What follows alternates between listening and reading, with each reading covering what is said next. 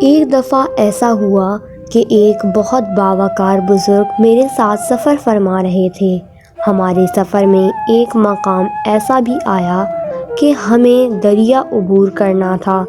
میں اپنا کرایہ ادا کر کے کشتی میں سوار ہو گیا، لیکن اس خوددار بزرگ کے پاس کرایہ دینے کے لیے رقم موجود نہ تھی، اور میں جانتا تھا کہ وہ کسی کا احسان لینا بھی گوارا نہ کریں گے۔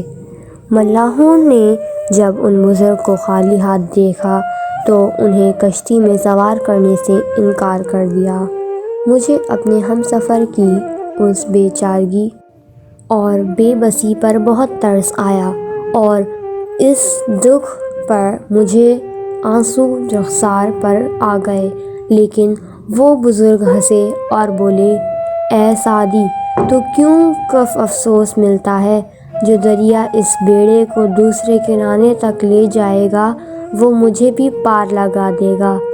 یہ کہہ کر انہوں نے اپنا مسلح پانی پر بچھا دیا۔ مجھ پر اس نظر کو دیکھ کر ہیبت طاری ہو گئی۔ دوسری صبح میں جب دریا کے دوسرے کنارے پر اترا تو وہ بزرگ وہاں پہلے سے موجود تھے۔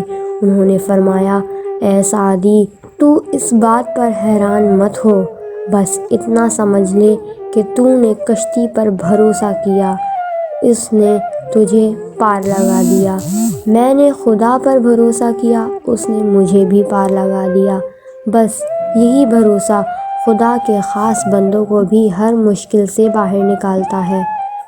یہ معزز اور کراماتی بزرگ ایسے ہیں جن کے آگے دنیا کو روشن کرنے والا سورج ایک ذمے سے بڑھ کر نہیں۔